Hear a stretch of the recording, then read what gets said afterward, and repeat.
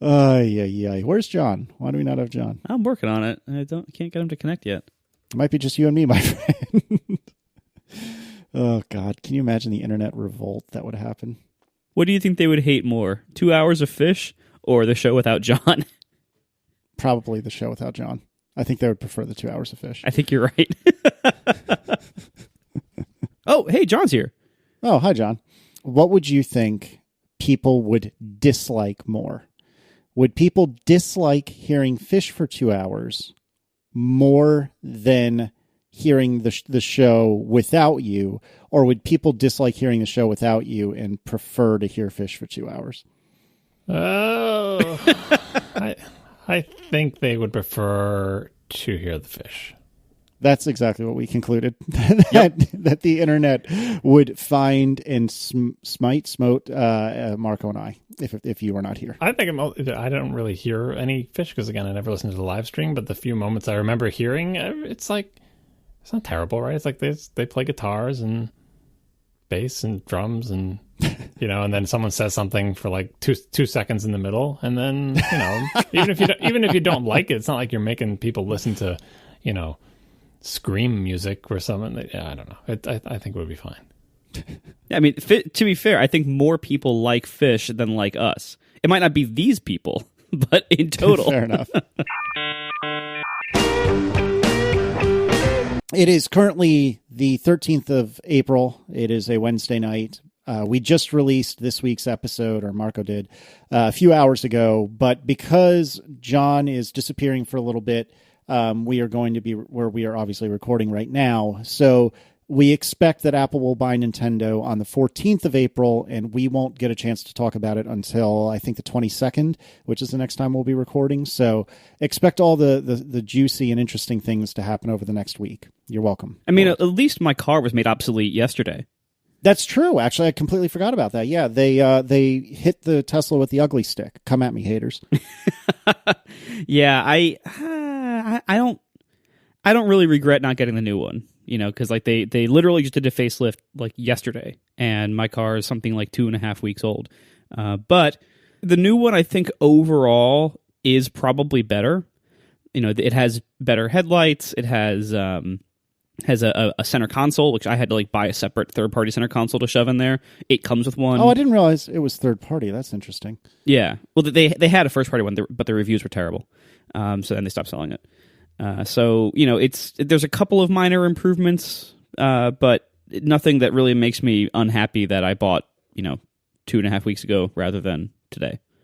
Yeah, the front kind of grill fascia area, just I don't dig it, and a lot of people were coming after me, and kind of rightfully so, and saying, "Oh, well, you're just judging it because it doesn't look like an old car. It doesn't look like something that blows up old plants and dinosaurs, and you're just being a stupid old man." And yeah, that I might be guilty as charged, and maybe in a few years I won't need to see a grill up front. But sitting here today, I just don't think it's pretty, and somebody had tweeted, I can't recall who it was, but somebody had tweeted, and it's been making the rounds endlessly, the picture of Keanu Reeves as Mr. Anderson.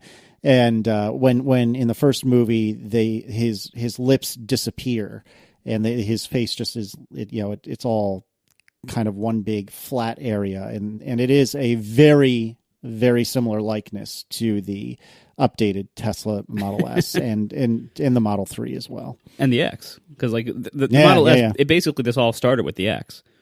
That's true. I'd forgotten about that. I mean, ultimately, like, I don't think it's really going to be that big of a deal. I think it's more just like we are not used to seeing cars that are designed this way, and that's why it looks weird because it's unfamiliar. But right, I think within a few months, once you start seeing these on the road and everything, everyone's just going to be like, okay, that's just how cars look sometimes. No, that's not it. We talked about this last week. We just forgot everything we talked about. The Model 3 was the one where the Keanu lip sewing shut disappearing matrix thing was going around. Because the Model 3, what we've seen of it anyway, because again, who knows what's final, but what we've seen of the Model 3 is there's nothing there. There's no dividing line, different color patch, different material. It is just one continuous schnoz. And and as we talked about last week, like, it's not so much that we demand to have a grill, right? It's that the car looks like it has a place where a grill should go.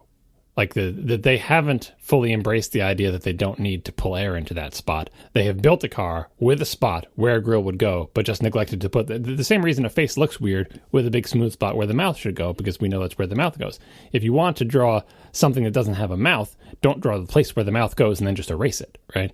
The X and the new S, they have a grill. They have a little T-shaped thing, which I think is pretty good for Tesla. Every brand has some sort of like signature grill shape that they go with, and they change it over the years. But Audi's got that big sort of big mouth trapezoid thing they go with. Well, it does look a little bit like a creepy partial mustache, like the skinny stash. Yeah. It looks it looks a little bit like that.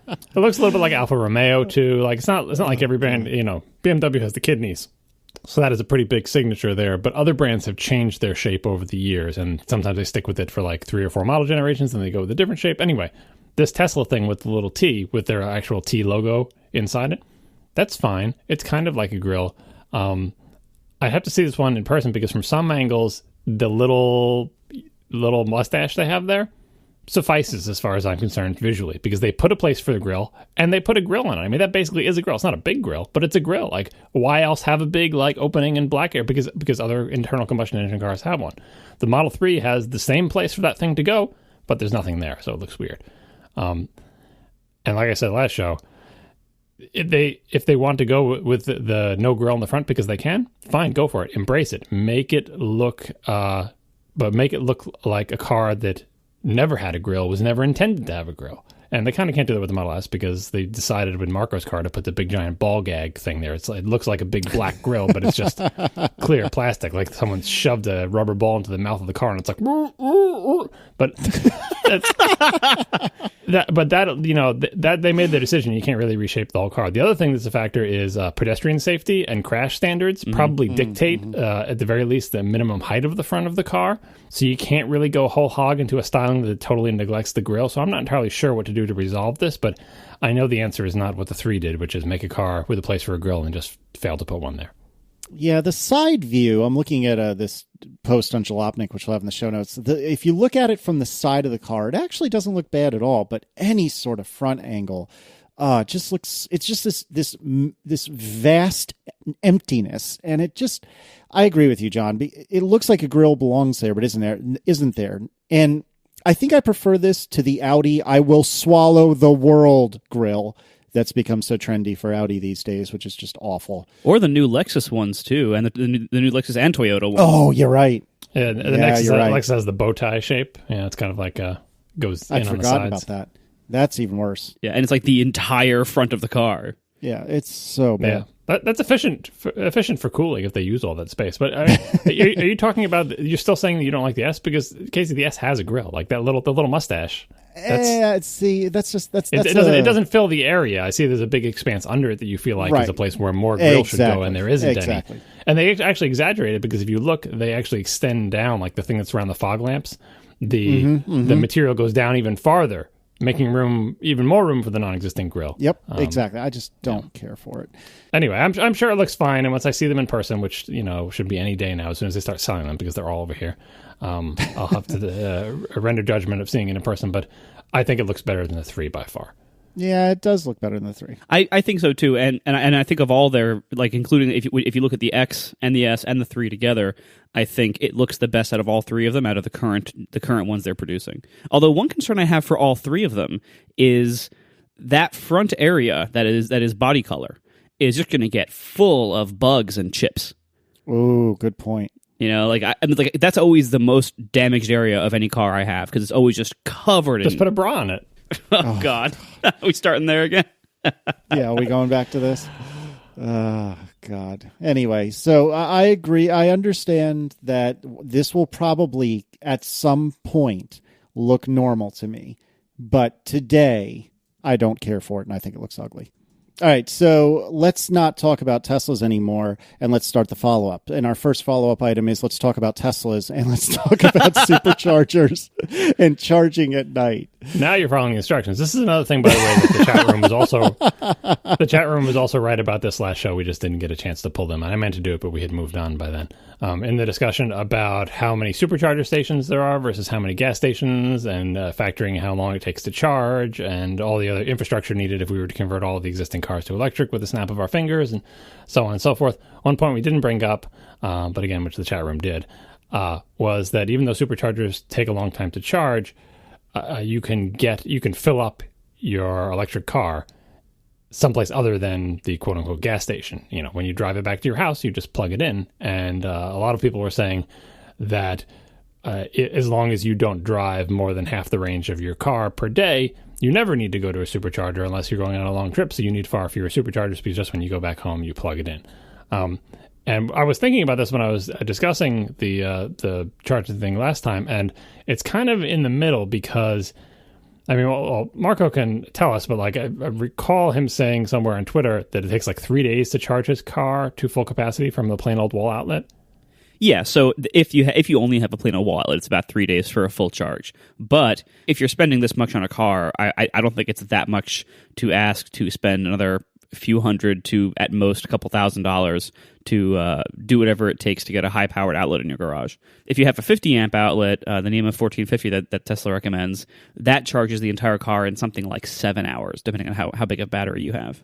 So if you're buying a $70,000 or $80,000 or $35,000 car, maybe, but as these things come down in price, like basically I would say if you're asking people to change their home in some way, they basically become like a little charging station. Like that's part of the infrastructure. Part of the infrastructure, you don't have to build gas stations, but every single person who owns one of these cars has to at least have a dryer outlet in their garage or buy one of the big supercharger things or whatever, which is fine, like you said, for people with Model S and the Model 3. Well, not every person. Like, our friend David Smith, he is still, he bought the car like in December. He still just only has the regular outlet, and he drives few enough miles that it doesn't really matter unless he's taking a trip, in which case he's using superchargers. So, and right now I still have that too, because electricians in New York take a while to get back to you. So I still have the plain old outlet as well, and so far it's been totally fine because I'm not driving hundreds of miles a day. It would only be a problem if I was driving 100 or more miles a day. What I'm getting at is like that it's not that the math is not as long as you drive half the range. It's more like if you drive a third of the range or whatever.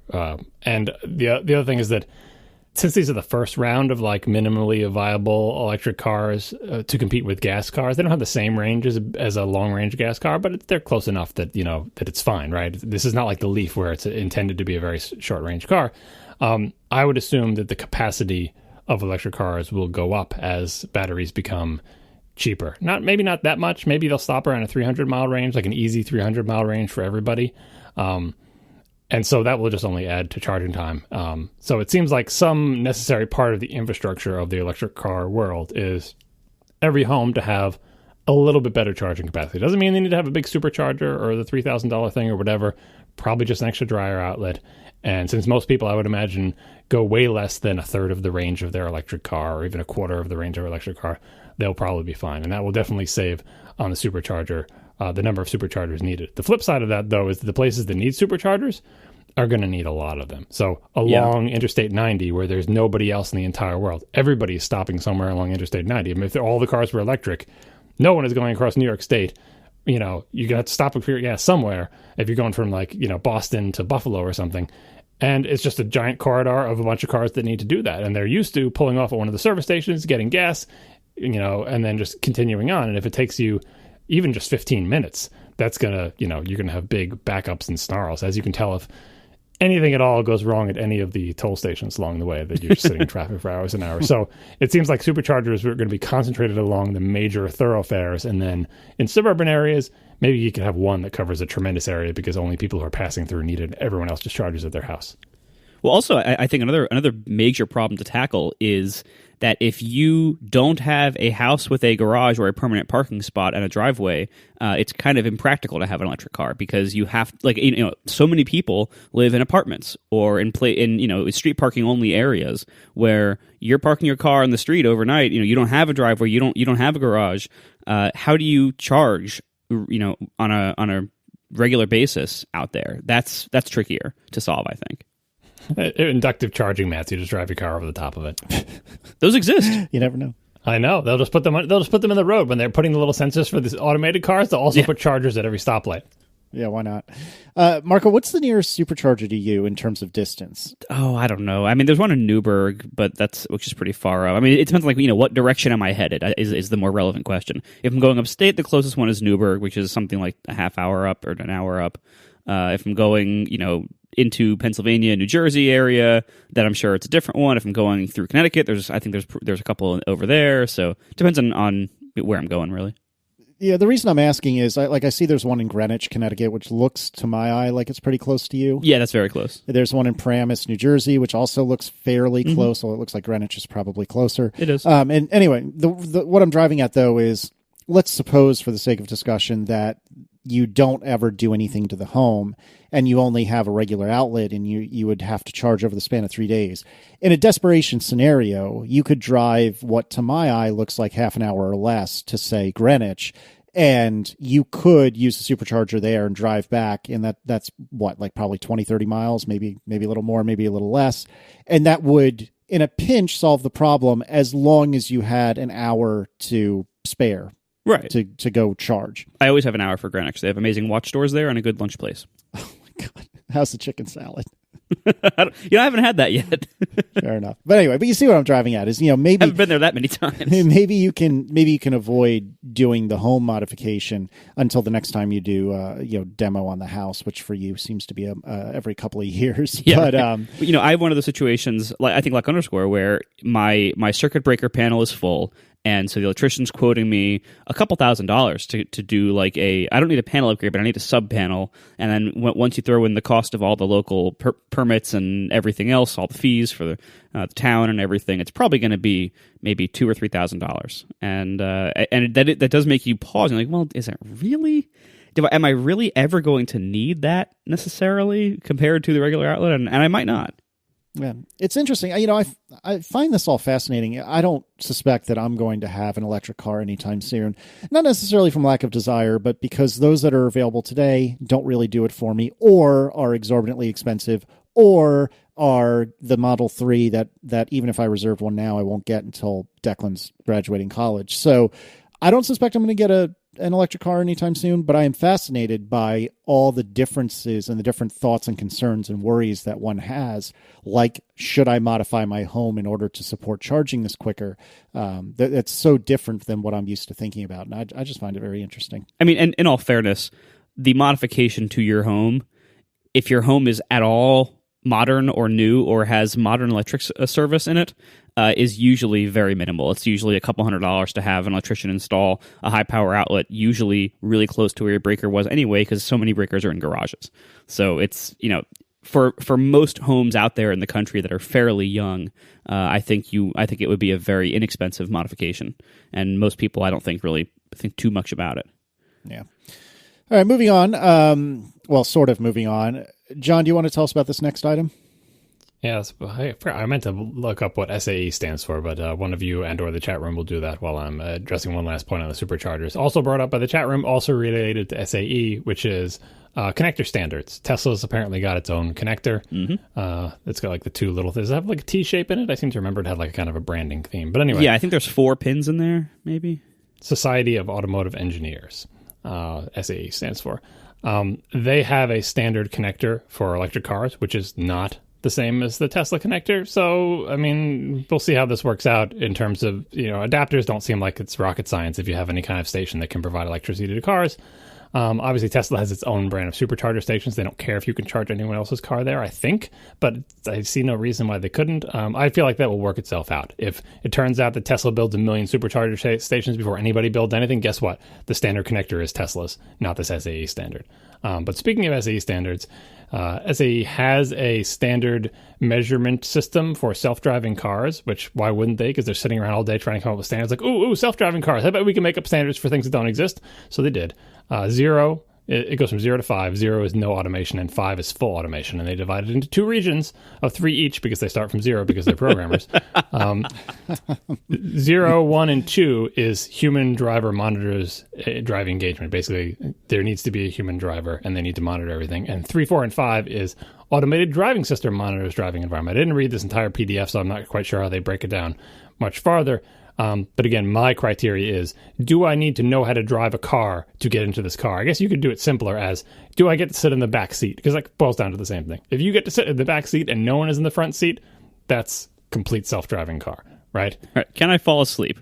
Yeah. If you have to sit in the front seat and have to know how to drive a car because you may be called upon to do so, you're still in the lower range. So that's really the barrier that I carry. But it's good that the Society of Automotive Engineers has decided to come up with a scale for this. And I wonder where they would. I mean, I guess your Tesla is on 2, which they call partial automation. It's like no automation, driver assistance, partial automation, conditional automation, high automation, full automation. Oh, standards bodies. Is there anything you can't standardize? Apparently not. So anyway, be watching for SAE numbers to be quoted on your cars, just like the SAE engine power ratings that no one reads. Except you. Mm-hmm. All right. John, do you think, and this is Robin Malhotra that's asked us this, do you think, John, that Apple's new file system or truly autonomous vehicles will come first? Truly autonomous, according to my definition, just laid out, as in you can sit in the back seat and don't have to drive. Apple's file system will come first, easily. I tend to agree, but you never really know. All right. Cameron Palm has written in and made some interesting points about the Amazon Echo and Amazon in general. He or she has said, while I'm sure Amazon Echo and Dash Buttons are interesting as products, there are a couple of key issues. Number one, Amazon is a U.S. thing. It works in the U.S. because of cheap shipping. It doesn't work/exist in most of the world, including Europe, not in the U.S. sense. The Echo is also only available in American English. Siri, on the other hand, and he or she provides a link, is available in many, many, many places. And there's a link that we'll put in the show notes for feature availability for Siri. This happens a lot when we bring up things. I forget, maybe Netflix was another one. A lot of things that we don't realize are U.S.-centric or U.S. only. So if there are other people listening in the U.S. and who are just thinking, oh, Amazon, everyone has Amazon, right?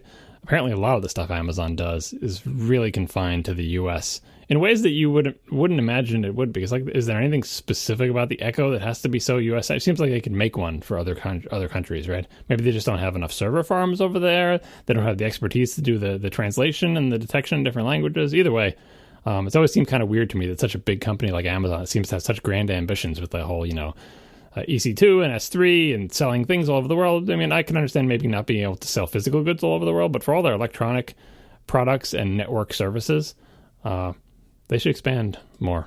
Well, and I think this is I think we're seeing here a strategy tax at Amazon, which is the Echo does lots of things that don't use their services, their storefronts at all, and don't depend on their storefronts at all.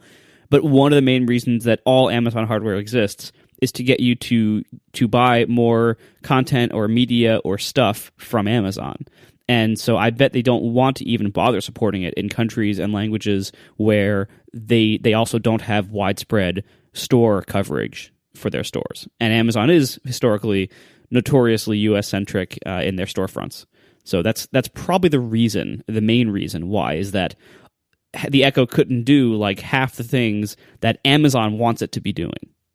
Yeah, maybe, but like you have to just think like long term. Like, I mean, because Amazon, like I said, Amazon is such a long term thinking company. I mean, the CEO is making spaceships and stuff. So long term, if you're not selling in China, you've got a big problem, because China has a lot of, and India for that matter. China and India, guess what? They have a lot of people, and those people are in many cases crawling up into the income class where they can buy your products. Like that those countries they're not developing countries, they're like developed, like, they're entering the middle class type of thing. They're ready to buy expensive frivolous electronics, right?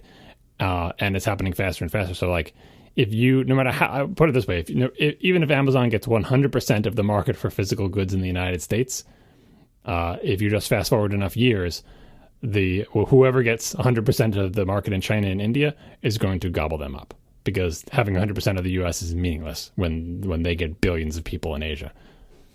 Yep.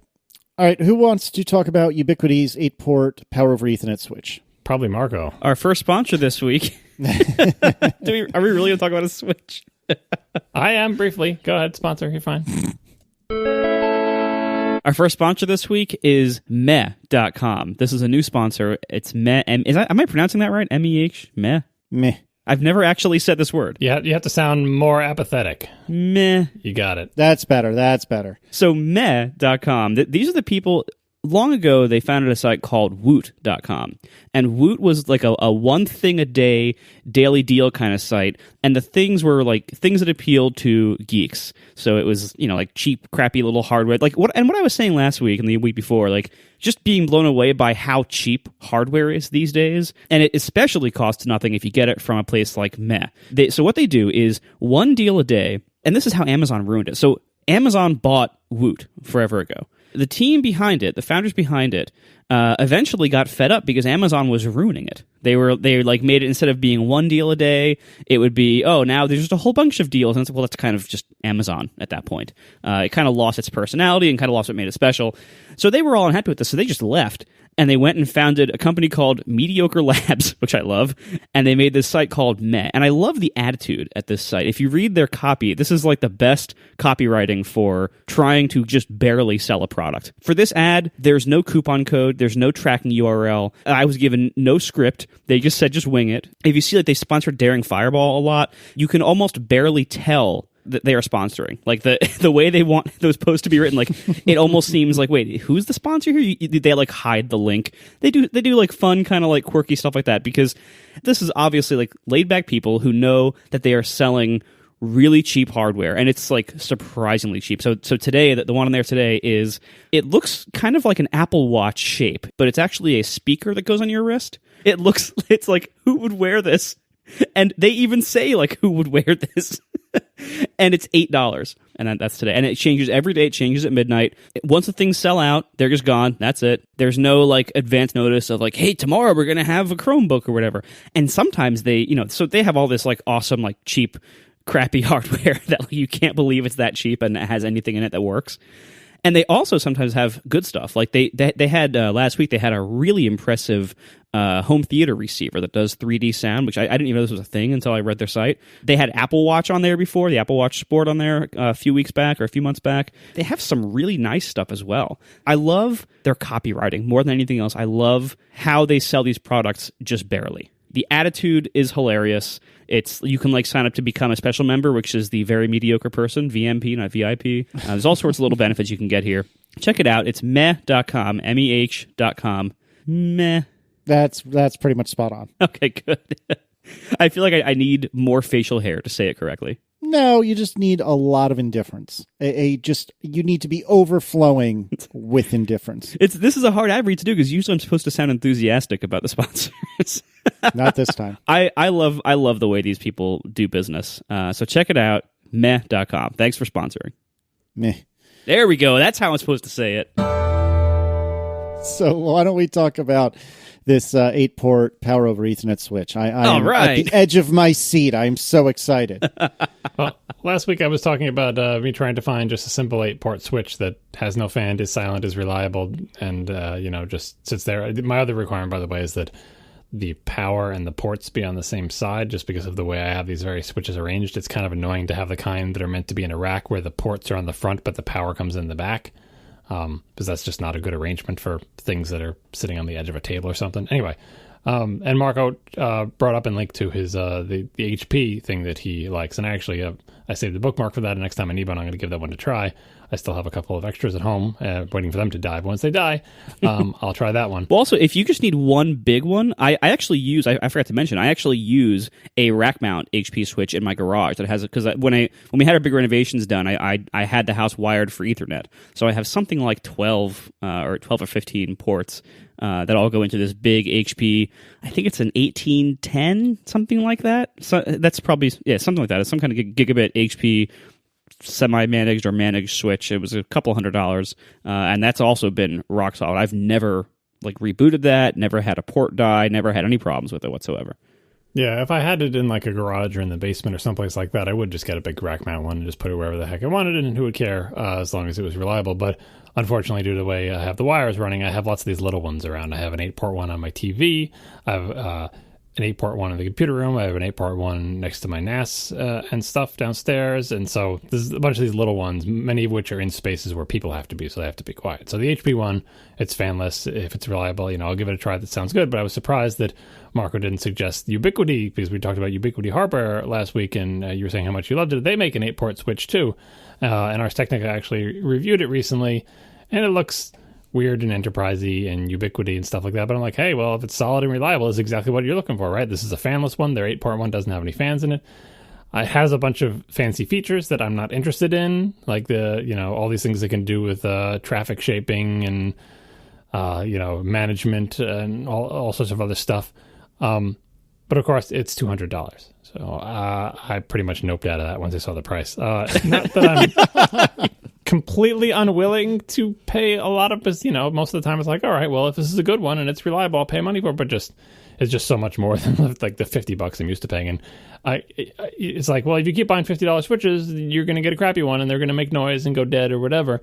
But the thing is, I had these D-Link switches that were attractive and reliable for a really long time, like 6 years, 7 years. No, it's got to be longer than that. It's at least 8 years. That's how old my Mac is, and I think I got them before that. And I just want that again. Maybe I just got lucky, and I found I think I bought them for like $35 like 8 years ago. I just want that again. 8 years for $35 is much better than, how long would a $200 thing need to last? So anyway, I think I am not in the market for these Ubiquiti switches, but who knows? Maybe I'll get burned by enough $30 boxes that I will regret not buying this fancy managed 8-port switch from the fancy Marco brand. Yeah, and also, a little more follow-up on Ubiquiti before we leave, so we stop getting email about it. Apparently, Ubiquiti also sells IP cameras. and I did look very briefly into those, but Amazon didn't stock a lot of them. It looks like they're transitioning their model line into a new model that's like out of stock everywhere right now. So I kind of just missed it. So that's why I didn't look into that. They're also a little more money, and also a few people wrote in to say that they also now have. I was talking last week about how there's this annoying Java wireless access point based controller software that you need if you have certain advanced features enabled, which I don't, and you also need it for initial setup of any of their wireless access points. And it turns out that they also sell this little kind of like one of those like Intel USB. It looks like a USB stick, but it's actually like a whole mini computer in there. You know what I'm talking about? Mm-hmm. Those little, are they the NUCs? Is that whatever those are? They sell something that looks just like that, and it runs their software in this little like mini computer thing. So you don't need to run it on one of your real computers if you don't want to. But those things are also sold out everywhere. But when they're in stock, they're supposed to only be like $70 or $80. So you can pay $70 or $80 to avoid installing Java somewhere, which I would probably do. And what was the name of that product? Do you remember? I have no idea. Okay. It doesn't matter because it's out of stock everywhere. It's Ubiquiti's it's like some kind of like cloud controller or something like that. Interesting. All right. Ubiquiti makes routers and Wi-Fi access points and IP cameras and switches. They also make long-range Wi-Fi antennas. So like if you want to like beam Wi-Fi from one building to a whole different building that might be far away, they make a whole bunch of stuff to do that. That also costs suspiciously little, but everyone says works very well. It's like this company is everywhere. Yeah, well, I think they, it turns out there's a pretty big business in taking something that's controlled by a very small number of very high margin companies and doing the same thing for a lot less money. I'm glad Casey got my joke. Yeah. I'm here for you. Thank you. All right, so right after we recorded the last episode, Smile software ended up just Smile now. Changing. Oh, it is just Smile. Okay, changing some of the stuff about the new pricing for TextExpander. What it basically amounted to was, well, most of the things are the same. We're going to give you a little bit of a discount if you're already a customer, and we'll keep the old thing around for some undetermined amount of time. Is that a relatively fair summary? Well, I think the most important thing is that they did something, because that was what we were talking about last week. Like, oh, let's see what they did. Let's think maybe they meant this, maybe they meant that, blah, blah, blah. But it's like, all right, well, we see what their announcement of TextExpander 6 is doing to the market. Now we wait to see, is this what they wanted to do? Because a lot of the discussion last show was like, well, this is what they did, and it doesn't seem crazy to expect to have these results come out of it. Surely they must have thought of this. But on the other hand, maybe they've made a huge mistake, and we'll find out if they do anything about it. Like, oh, no, we hear your feedback. And that's exactly what they did. It was faster than I ever thought they would. So it's so clear that whatever it is they thought they were doing, they did not expect the reaction they got, because there was, 2 days after the announcement? One day? It was very quickly afterwards. They have this post that says, no, all right, we heard your feedback, blah, blah, blah. And then we come to the announcement. Did they hear people's feedback? Yeah, is what they've done actually addressing people's concerns? And I don't know, I'll let Marco say, because I know he has a pretty strong opinion that they're not addressing the concerns, really. Well, it's, I mean, honestly, I don't care that strongly about this topic in general because, as I said, I'm not really a TextExpander user.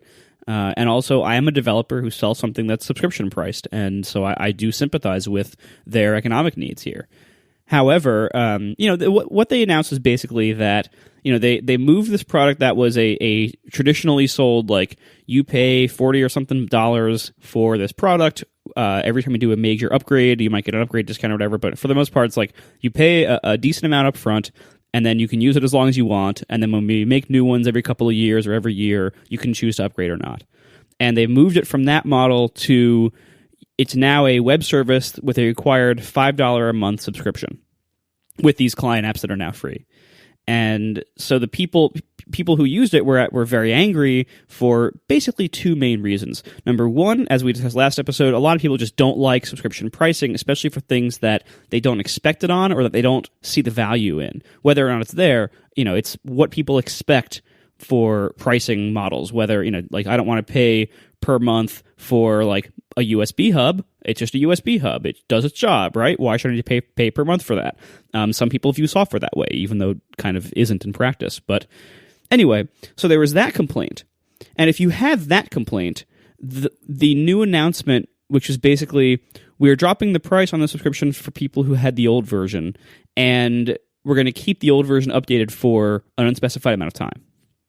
And so if you had the objection that this thing should not be subscription priced, period, this will not affect you at all. You will still be upset about this. If you had the opinion that, well, I'm upset about this not because it's subscription priced, but because I will end up paying a lot more than I did before, then this will probably make you happy, because now it has removed, I think, most or all of that complaint. I haven't done all the numbers, but it's something like, I think you'll end up paying roughly the same that you were paying before if you upgraded every few years. So it will address some of the complaints, the ones that were primarily about just like total price over time. But it will not address the people who are really upset that they are moving to this model. And also, they also have this other problem where they removed their sync features, because one of the ways they're justifying the new subscription service is you can now sync through their web service. In fact, you have to sync through their web service. Before, TextExpander, which works by having full keyboard access, so it can read every keystroke. It has to read every keystroke you're typing. So it is functionally a keylogger. And before, it didn't need internet access, because before it supported sync through lots of different means. Basically, like, it would store its data in a file somewhere, and you could sync that file through many different means. I think Dropbox was probably the most common one that people used from people who I know who used it. So before, this keylogger effectively didn't need network access. Now it does. And so there's also the concerns about the security around this. It's kind of tricky to combine something that has full keylogging access with something that has a network connection to third-party servers that you don't control. And then there's a question around whether they are encrypting the snippets that you are storing there. And of course, the answer, I'm pretty sure the answer is that they're not, but they're just relying on the other security measures around just like your login and stuff to protect them. So there's a whole bunch of concerns here that people had, a whole bunch of objections that people had to this new model. And they have addressed one of them, which is the total price over time. But that's all they've addressed so far. What about TextExpander 5? Their change on that said, we will continue, this is from their press release, we will continue to sell and support TextExpander 5 for OS 10 and TextExpander 3 plus custom keyboard for iOS for those who need it. And they don't give any time scales. We will continue to sell and support. Continue for how long? Forever? A year? A month? A week? 5 days? If TextExpander 5 is not compatible for the next version of OS 10, will it be updated? So many questions that, again, I have to think, they know these questions. Like, they've been getting tons and tons of feedbacks. Huge number of those questions must have said, how long will TextExpander 5 be supported? Will you update it? How long will your old versions that didn't do the subscription pricing, how long will they be supported? Will you continue to update them? And they just didn't answer it at all. And you have to think it's because they think people won't like the answer, not because, it didn't occur to us to address that question, because they must have got that question thousands of times already. Yeah, because the answer is, if you think about it, just think about it from their point of view. They're not trying to be like greedy or evil or anything. They can't support an old version of this app forever. There's going to be, on an infinite timescale, there's going to be an end to the support for this version of this app. So, and, when are they going to do that? What they've said in this post, it really just, I think, honestly makes the problem a little bit worse, because it implies that this will be supported indefinitely. But, in practice, there's going to be an end, and I don't think we or they know when that end will be yet, but I think they're creating an unmaintainable expectation here. Yeah, like if to the naive person reading this, someone's going to read, "We will continue to sell and support TextExpander 5," and be like, "Oh, I'm so satisfied. This press release made me feel so much better. Thank you, Smile. We love you." Right? But what they have in their head is, "And I'll continue to use TextExpander 5 forever." And eventually, like you said, TextExpander 5 will not work, and they're going to be so angry then, because they're going to be like, "But you put out this press release that said you will continue to sell and support TextExpander 5," and then that's going to be like, "Well, we continue to support TextExpander 5, but unfortunately, TextExpander 5 is a product that is only compatible with versions X, Y, and Z, and blah, blah, blah." And it'll be like, "But you said," and people aren't reading like lawyers. They're not reading for the nuance. They're not, and they don't know, why should you expect a customer to understand what is involved in maintaining an application across multiple releases of various OSs? There is some, especially for a system-wide utility like TextExpander, whether it's on iOS or on OS 10, there's always going to be stuff you have to do to maintain it. It's not as simple as just a standalone application that you just run it and then it quits. And even that needs to be maintained. So I don't know if they're setting themselves up for failure, but if I think about how much do I think they're going to support TextExpander 5, well, they don't want to support two different versions of their product. Who would want, the whole point of they want to have sustainable development. There's a whole bunch of subscription pricing. You can't say, okay, now we're going to have two teams, one that's just maintaining the old versions and one's maintaining the new version. Nobody wants to do that. So my gut reaction as someone who's seen a lot of software is that TextExpander 5 and TextExpander 3 for iOS, they'll probably work with this version of OS 10 and this version of iOS and the next version probably. But when they break, I don't think Smile will invest too much in fixing them, because they'll be like, look, you had your time. Now it's time to move on to the other one. To whatever, 6 or 7 or whatever they're up to now. Right. And in Smile's defense, this is why, I don't want to, gang up on them or be, or attribute malice to them, but there are these problems with every way you choose to take money. If they continue doing the old way of, here's a paid app, you buy it once, and then in a couple years you might buy an upgrade. That method also has to cut off support for old versions eventually, and when that happens, that also angers people. And so, no matter what you do, no matter where you choose to take money, it will anger somebody, and a lot of somebodies. If you have a good customer base, if you have a good sized customer base, it's going to anger a lot of people regardless of what you do. If you don't charge for anything, that'll anger people who are afraid that you're going to sell their data. If you put ads in, that'll anger people who don't like ads, who don't like what they're doing. No matter what you do, you're going to anger people. I don't envy the position that Smile's in here, because what they're clearly saying, if not directly then implying, what they're clearly saying is, we need to get more money from TextExpander. Whatever, this isn't working for us, we need more revenue from it somehow. And the way we're going to do that is going to have this short-term pain for somebody. And it seems like they're trying to address people's concerns, but ultimately they're not able to. They can't, because they have to make money somewhere. So there's always going to be people who are mad about this, and they're going to have to choose to make some of them mad. I think the only two good options here are either that they continue doing the subscription model, which honestly I don't think is a good idea. It seems deeply flawed for the kind of product it is and the kind of audience that it had, as far as I know. But again, I'm not them. I don't know who their customers are, so I could be wrong. So that's one option, is to just go whole hog in the subscriptions the way they were before, and just be honest. Look, support for 5 will end after next OS 10 version or something like that. Set a date or set a version where it'll just say, all right, it'll stop after this, and then you're on your own, and you got to move to our service now or not, or completely bring back the old model of licensing. Whether they continue doing the subscription model also or not, I don't know. But the alternative here is You bring back the old model where, okay, now, TextExpander 6 is a regular software release that you can buy for $40 or whatever, and you can own it with no monthly fees after that for, until you decide to stop using it or until it breaks with some distant future OS 10 version. I don't see another option here. Like, what they're doing now is trying to bridge the benefits of both. They're trying to please people who want both without giving up their subscription idea. And because, this is obviously, like, they've obviously invested a lot into setting this up, migrating their product over to this kind of system. Somebody's using it, so if they kill the subscription service now, they're going to anger the people who are using it and who do like it. So, like, this is not an enviable position to be in. And I don't want to make light of this because, as I said, like, this is all hard stuff. And in the current software landscape, it is incredibly difficult to make a healthy profit selling software today. It's just hard, and they have a staff they have to support. And you can argue, oh well, maybe software should be free, or maybe there's a lot of competition, or maybe they should lower their costs or whatever. But none of those things are easy things to address or easy things to actually follow through on, and often have uncomfortable side effects. So this is not, the solution might just be like, it's kind of like when the minimum wage goes up.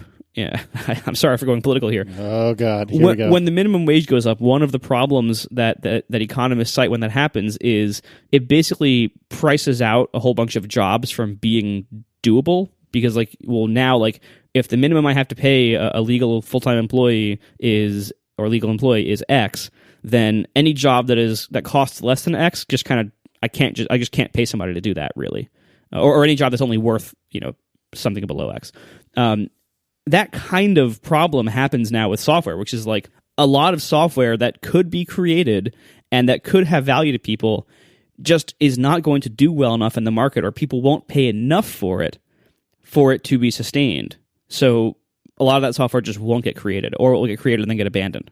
So there's all sorts of economic uncomfortable truths about this. However you think about software pricing, however you think things should be priced, or whatever you're willing to pay for them, it's a very tricky area, and I don't envy Smile at all for the position they're in right now. Yeah, I certainly don't either. Yeah, I kind of think of Adobe when they went through a similar transition of I think Adobe was making plenty of money, but they said, you know what, we think it would be better for us financially if you could pay for our applications on a subscription basis rather than us selling you a box with software in it or selling you a download or whatever. And for the most part, they made a transition to that. And Microsoft is going through the same thing now, trying to sell Office 365 subscriptions and everything like that. Smile, obviously, is much smaller than Adobe or Microsoft. Looked like it was trying to make a similar transition. And it's almost like I feel like ripping off the Band-Aid and just plowing bravely forward. Certainly from the outside, that would be a cleaner situation, but from the inside, it may be like, no, that wasn't even an option. Like, we would have died. The product would not be viable. We tried it. It's not working. Too many people are angry. We're not selling enough subscriptions. We have to immediately do an about face. And so I guess, better now than 6 months from now or whatever. But anyway, this is surely not the way they hoped this transition would go. And I think their attempt to fix it with the discount and the vague promise of support for the old versions, I don't know if it makes it worse, but boy, I don't know if it gives them a higher chance of success either. I just feel like they're signing that all they've done is deferred the anger to a later period. Yeah. The discount I think is probably fine, because I think a discount is actually maybe the mistake they just made was making the subscription price too high. That could have been something they decided to. Oh, we're getting all this angry feedback. We're not selling enough subscriptions. Again, I'm speculating here. Maybe the price is just too high. If you told people they could use TextExpander, you get it for free, and you have to pay $0.01 a month, everyone's fine with that. Suddenly it's not some sort of philosophical objection to subscription pricing. I don't want to pay $0.01 a month. It's too much. No, everybody's fine with that. It's below their level of concern, right? But $5 a month or whatever it is was above people's, so the 50% discount for life. If that brings it down below people's threshold, then we'll see. Like Marco said, do they really object philosophically to subscriptions, period? Or is it merely that the price is too high? The promise for TextExpander is and also, we're not even really sure the subscription thing is a good idea, so you can have this thing for some undefined period of time, but probably it will go away, but you probably don't know that. And it just makes me depressed. But, anyway, we'll see how it works out for them. Like Marco said, this is difficult. But the final part is you can't get your way out of a press release without something terrible appearing. And I feel like I'm not a PR person. I don't know how to do a PR person's job. I'm not going to say that I could have written this better. But as someone who reads a lot of press releases, reading this does not make me feel better about the company, and I imagine that's what press releases are supposed to do. The last part of it was, this is supposed to be like, person to person, like have empathy for us, so on and so forth. This was a big change, and there were a number of things we could have done better. All right, this sounds like the start of a paragraph where they're saying basically like acknowledging, okay, our bad, you are angry at us, and we have to at this point acknowledge that you are angry at us with reasons. There are things that didn't turn out the way we wanted them to. We're sorry, you're mad, we acknowledge your anger, like that, right? Seems like it's going fine so far. We genuinely want to bring you the best TextExpander experience we can. Unfortunately, not all of our actions had the intended effect. Still good so far. For example, we staggered our customer emails over 3 days to ensure smooth server capacity so that everyone would have a good initial experience with the service. The server held up, but many customers learned of the new TextExpander from news sites, Twitter rather than from Smile. That is not an example of the bad things that people are yelling at you about. Like, because they found out the news from a site other than you, as if somehow if they found out from you, they would have choked it down and it would have been more palatable. They're angry about what happened. Finding out what happened from news sites rather than from you, there's a component of that. Maybe you're like, why do I got to hear this on Twitter instead of from you directly, Smile? But substantively, if you're going to pick the thing that people are angry about, that's not it. This whole press release was addressing their issues, none of which were, I found out about this from Twitter instead of Smile. Don't end your press release like that. It's like, what is your greatest weakness? Oh, I'm a little bit, I'm such a hard worker sometimes, or I'm too honest. That's not. They were so close. They were right there. But for example, and the example they gave is not what people are angry. It's not even in like the top 3 that people are angry about. So close. Yeah, I have a feeling the story is not over. Yeah, we've heard you, and actually it's going to be 25% of the original price for life, and TextExpander 5 will be supported indefinitely, and we're canceling TextExpander 6, but wait, we heard you TextExpander 6 users, you want to keep... All right, I give them one. Yeah, they're allowed to... You try something, doesn't work, you react fast, good. If they come back again with another press release, then we're just going to have a dedicated TextExpander podcast, I guess. Oh, God. All right. Well, we have one more quick piece of follow-up, and then we can move on to some other stuff. These weren't the topics. They were. We're in that gray area. It's not gray area. TextExpander is follow-up. So is Apple. Yeah, fair enough. John, you finally got your wish. You got your bleeps and bloops. And how's that going? Not my wish. I wanted a bleeps and bloops theme song that we had in one episode way back when.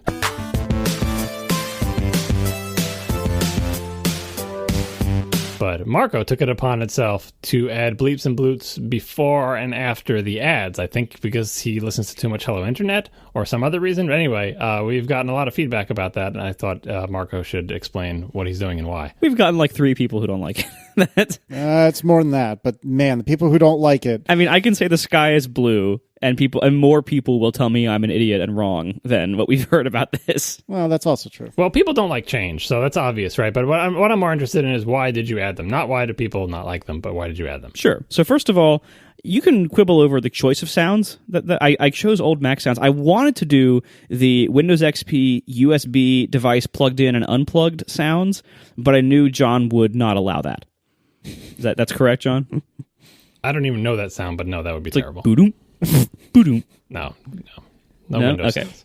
Anyway, so that's what I wanted to do, and I knew John would object, so I chose old Mac sounds instead. That kind of just the actual origins of them are kind of funny. One of them's a crash, and one of them's a reboot of some old Macs. I didn't pick based on what computers they belong to specifically in the old Apple lineup. I just picked based on which ones I thought sounded right for this purpose.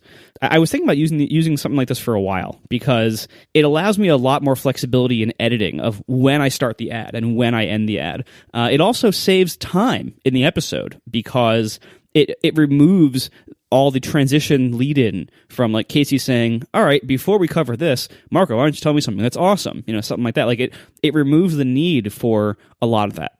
So it does save time, I think. And it's also just gives me the flexibility to place the ads wherever I want, really. Like wherever there's a natural break in conversation, even if we didn't say at that point in the show, all right, let's do a sponsor break now. So it allows flexibility in editing, basically, and it makes everything shorter. It also helps differentiate when the ad has begun and when the ad has ended. It forces you to figure that out, too, which is not always easy. Yeah, it forces it to be like a firmly defined boundary, which I think is better editorially, even though I think we were pretty good about that already, but this does help just a little bit. Like last week, you talked, John, about Blue Apron after I had finished doing my script. And so if I wanted to integrate that into the ad read, I had to move it in. And I did. And so I actually rearranged the ending of the ad to move that into the ad read like explicitly. And then once the sound played, the ad was over. So I think that helped also. So that's why I did it. And the reason I started 2 weeks ago is because all 3 live reads I did that recording, I hated them all. And so I recorded them all the next morning. And when I do a recording after the fact, which I occasionally do if I mess up a read too badly or if I just don't like the way it turned out, I will, of course, always sound slightly different from the way I sounded the night before, just because, people's voices change throughout the day. And throughout each day, you might have different voice today than yesterday by, just how tired you are, whether you're sick, whether there's allergies, whatever. So I didn't like all 3 of the ads I did 2 weeks ago. I replaced them all the morning after and decided this would be a good time to use these sounds because it would help people not notice that I sounded different in the ads. And these did, as far as I know, these did originate, like the idea of ad bumper sounds, I first heard it on Hello Internet. I don't know if they invented it, but that is certainly where I first heard it. They did not invent it, just like Underscore didn't invent exploding dinosaurs, yes. I heard it first on Core Intuition, I thought. I think it's probably from the invention of radio. Yeah, I mean, that. Well, within podcasts. Yeah, radio. Yeah, everyone does it a little bit differently, but the idea of just like kind of like a quick opening and closing sound effect. I first heard that on Hello Internet, so they get full credit because they are awesome and they are still my favorite podcast. I don't know. I'm just going to assume they stole something from us at some point, and we'll call it even. And yeah, that's about it. We are also sponsored this week by FreshBooks. Go to freshbooks.com/ATP. FreshBooks has created cloud accounting software so ridiculously simple to use that over 5 million small business owners are officially feeling the FreshBooks effect. This means there's a lot more smiling and way less stressing when it comes to dealing with administration, paperwork, invoicing, and getting paid. Now, invoicing is what made them famous, and they are stellar at invoicing. You can use FreshBooks to create and send invoices in literally 30 seconds or less. There's no formulas, no formatting, no manual entry to make things, error-prone or anything. Just perfectly crafted invoices every time. Now, they also let you track your expenses. FreshBooks lets you forgetting to track receipts and expense reports. You can use the FreshBooks app for mobile to take pictures of receipts on your phone and let FreshBooks pretty much handle the rest. And, of course, you can manually enter expenses as well. And they even will integrate with your bank if you want them to automatically pull in expense transactions from your bank account. They also offer online payments. So when you create an invoice through FreshBooks for some service you provide, if somebody has to pay you for, you create an invoice, and the people you're invoicing can pay online. They support all sorts of payment gateways from their own to yours, and this means you get paid faster because it's easier for your clients to pay you. And if you do transactions in person, if you're some kind of in-person worker and you have to invoice people in person and get paid in person for what you just did, they have a mobile card reader that lets you accept credit cards right there. And so again, helping you get paid faster. They also offer lots of little convenient features that way too many to cover in an ad read. One of the things they offer is overdue payment reminders. Now, every time I've ever sent an invoice, I've wished for this because invoices, they get lost, they get delayed, they get put off. You always have people who are late to pay invoices. And it's great when FreshBooks can automatically, customizable by you on both the interval and the text, but can automatically send people late payment reminders. So they don't come from you. You don't have to think about it. You don't have to do it. It kind of helps avoid the uncomfortable conversation. This is only a tiny sliver of what FreshBooks can do for you. To feel the full force of the FreshBooks effect totally free for 30 days, go to freshbooks.com/ATP and enter Accidental Tech Podcast in the How Did You Hear About Us section. Once again, please enter ATP or Accidental Tech Podcast in the How Did You Hear About Us section when you go and sign up at freshbooks.com/ATP. Thanks to FreshBooks. Unlike Smile, we need to actually wrap up addressing the various complaints of the bleeps and bloops. So collecting the bleeps and bloops complaints. One category of complaint is I don't like change. That's kind of like the meta category, which you can't dismiss out of hand because who wants their thing to you kind of get used to a certain structure. You don't like change, right? All right, listen to episode 1 and tell me you don't like change. Yeah. So we'll put that aside for now. but it is a thing people said. The other one, surprising number of people listen to the podcast.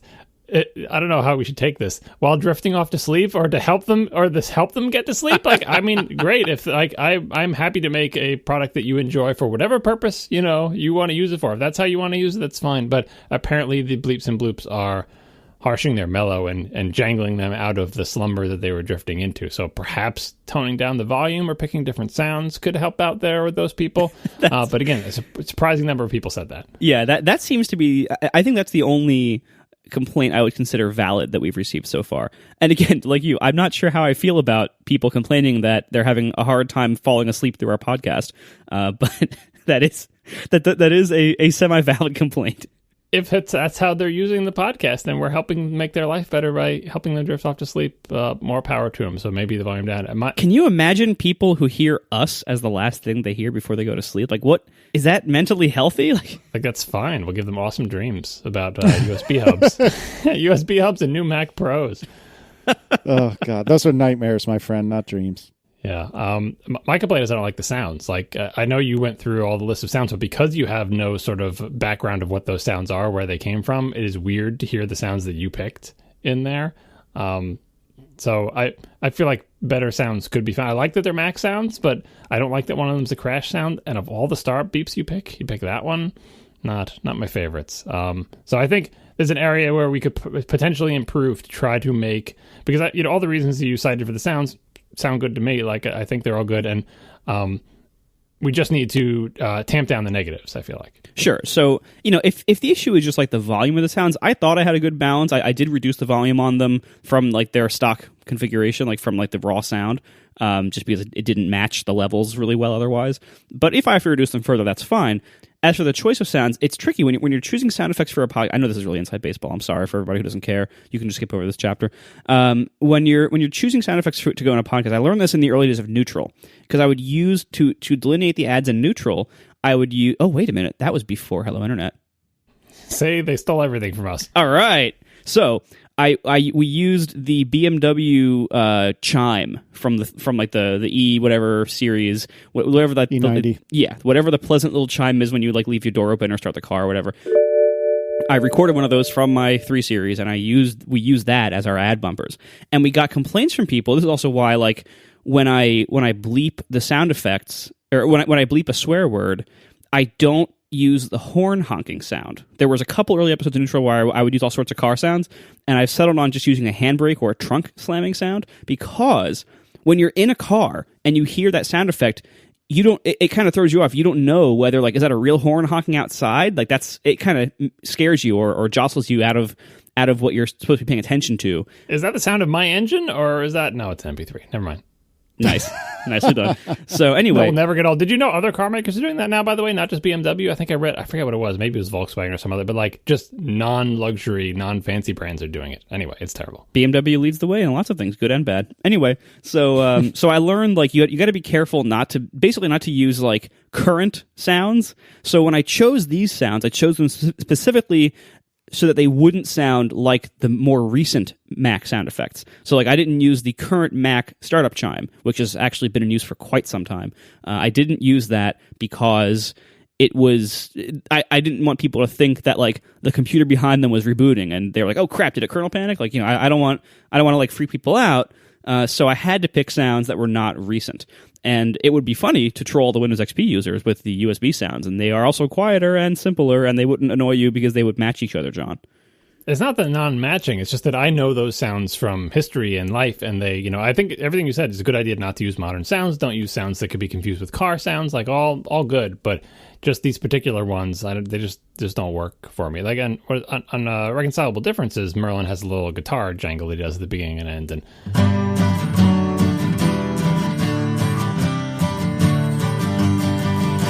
Obviously, that's probably not appropriate for us, but on that show it works, especially because it fits in with the sort of intro theme thing. Anyway, I think we can do better here. And here's the other angle on this that no one brought up for the people who don't like change and stuff. Having things like this, no matter what sounds we end up landing on and what volume they're at or whatever, having regular features of the show, like the song in the middle and the little ringy things and the car door opening and stuff like that, that stuff is incredibly addicting. Like like Pavlov with ringing the bell and making the dog salivate. Like this is like a literal bell. Like, so for all the people who it's weird for you because we're changing it, totally understand that. But for the people who are just starting to listen to the show now, or for people a year from now after we've been doing this for a while, that will become such an integral part of the show that if we ever took it away, people would flip out because humans are just silly little monkeys. And,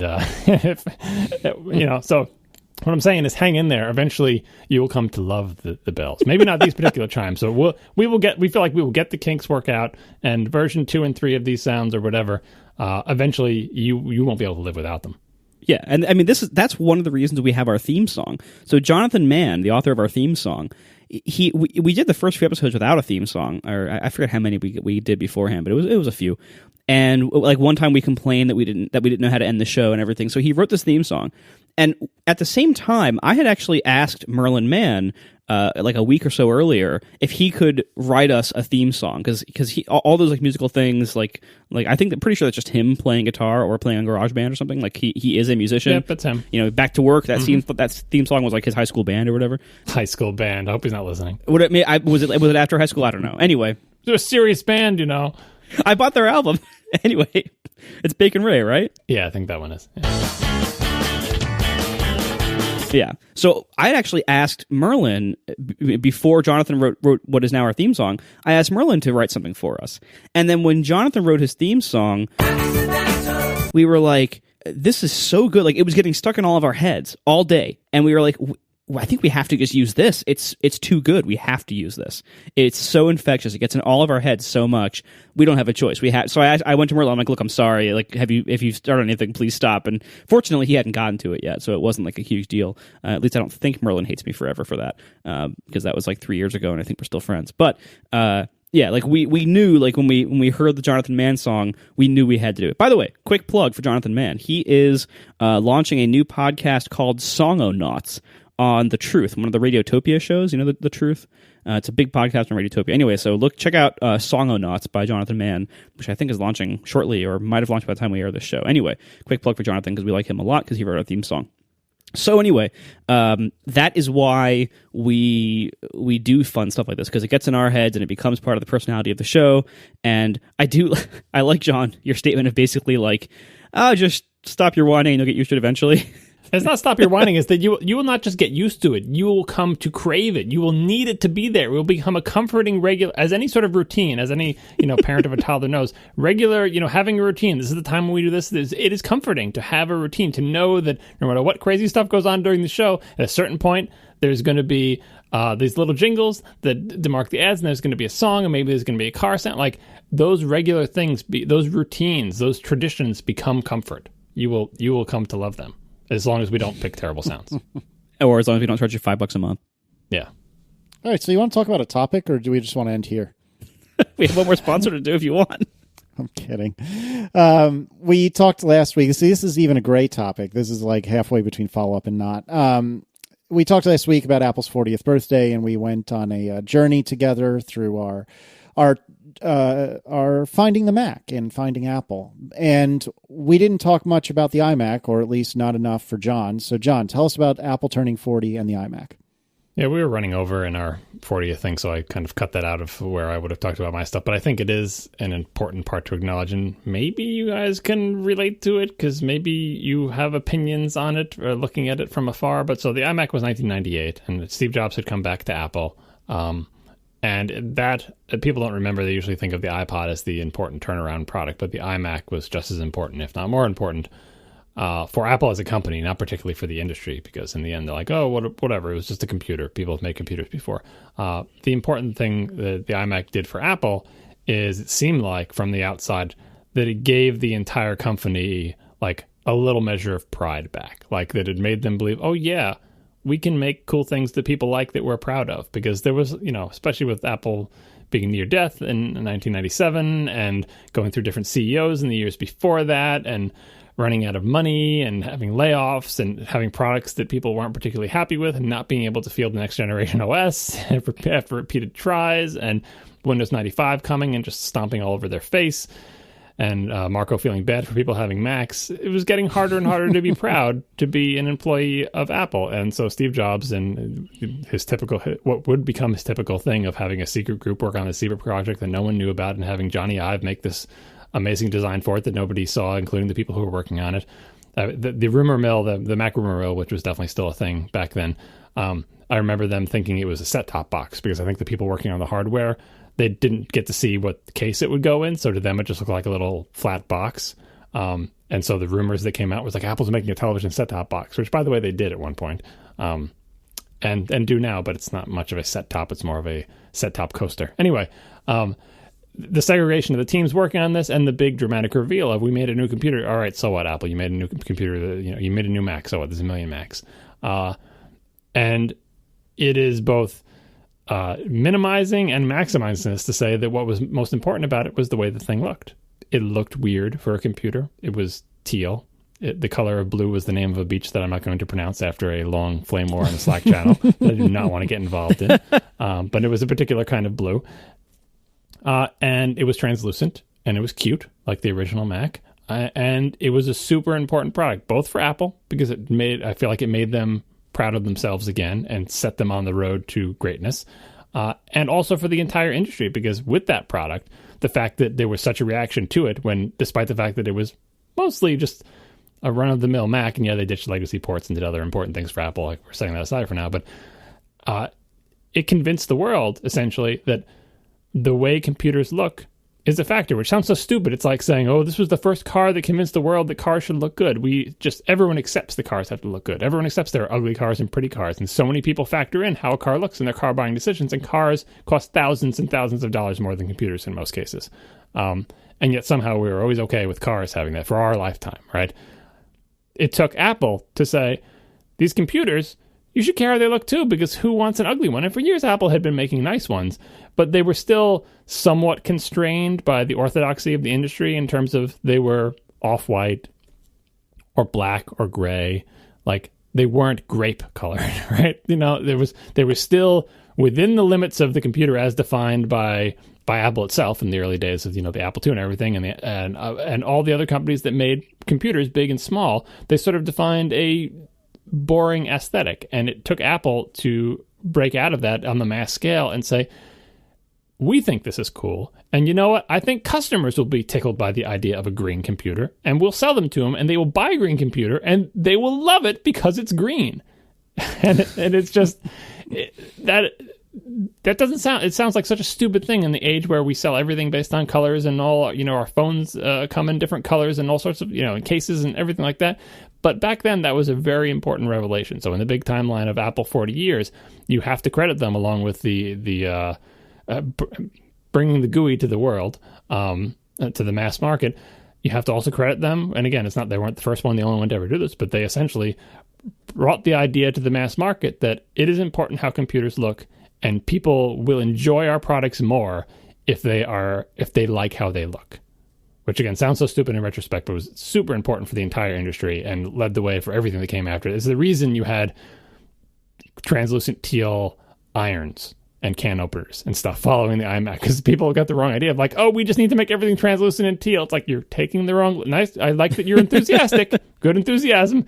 You may be taking the wrong idea from things, or maybe you're just trying to cash in on the iMac trend. Either way, the whole industry of consumer electronics, I feel like, has rippled out from that iMac, in that people are no longer afraid to do interesting things with their hardware, even if everything isn't as exuberant as lifesavers. Like, obviously they went to an extreme to make a point, but today the variety of shapes and textures and yes, even colors of electronics is much greater, thanks in no small part to Apple.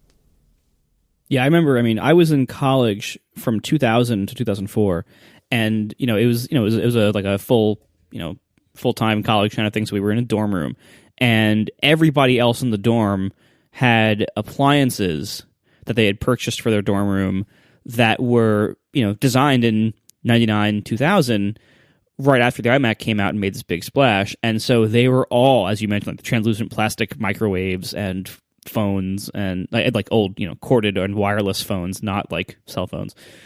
Just any kind of appliance you could buy that was relatively inexpensive. Also, the other computers. I mean, the look of like compact towers at the time, and oh god, e-machines. They would just snap on a faceplate. Like they had the same beige box, but like, all right, the one piece of this is plastic. Can we just mold that piece of plastic out of colored translucent plastic? Done. It's like, no, it's still a beige box with a thing stuck on the front. Yeah, I mean, it was like the very first time, I think, in a while that the entire rest of the industry copied what Apple did at a remarkable pace, and did so poorly. As you said, totally missing the point of why this was good and what parts of it made it good. And yeah, everyone else just kind of copied like the high level design brief. The surface details, which is not like, I mean, that's something, because it lets them not have to redesign everything. It lets them not have to have a design department like Apple does, right? And it lets them cash in slightly on people who have a vague notion that they saw a cool teal computer and they wander into Best Buy. But in the subsequent years, I think companies are way better now at copying not just Apple but anyone, and that everybody. I'm continually impressed by these formerly very sort of boring and uninteresting and risk-averse PC makers, all of which are obviously hiring their own design departments to make interesting computer designs. I may not like them, but they are way more interesting than they used to be. Like the Microsoft Surface is interesting with that weird hinge thing, that HP one that's super slim with the little shiny chrome hinges and everything. There's no way that the PC industry of the 90s, those companies would even have a clue how to do that. So they're not just taking their existing computers and tacking a bunch of faceplates onto them. Even when they were copying Apple by saying we're going to make silver aluminum laptops that look exactly like Apple's ones, they still did a better job of that than they did of copying the iMac. At the times of the iMac, they didn't know their butt from their elbow. They had no idea what they were doing. They were just like, put something teal on it. Are we done now? I think so. Good, ship it. It was literally just bolted on. Like they already had the regular mid tower that they were shipping, and they just shoved this giant bulbous faceplate on it that had this little translucent section you could pop out and replace the color if you really wanted to. Like wow, it was a really dark time for PCs. Yeah, but at least they got the message. The message was, and it's not like iMac was selling so much. It's not like the iMac was selling millions and millions and millions more than they were selling. They were still selling more than Apple, especially in those days. It's just that they saw the splash it made. It's like, why don't people care about our computer like they care about that? Are our computers boring?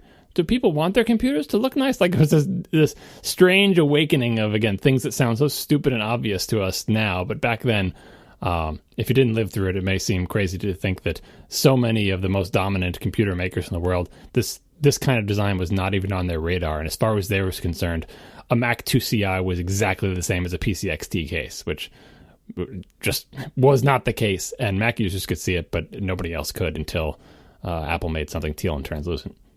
This is tangentially related, but Marco talking about college and people with iMacs and not having iMacs and whatnot made me remember that Marco and I are the same age, so we went to school at the same time. And when I was at Virginia Tech, they had, and I believe still do, a very, very large off-campus computer lab called the Math Emporium. And it was specifically suited for math-related work, but it had, at the time, a gazillion Macs in it.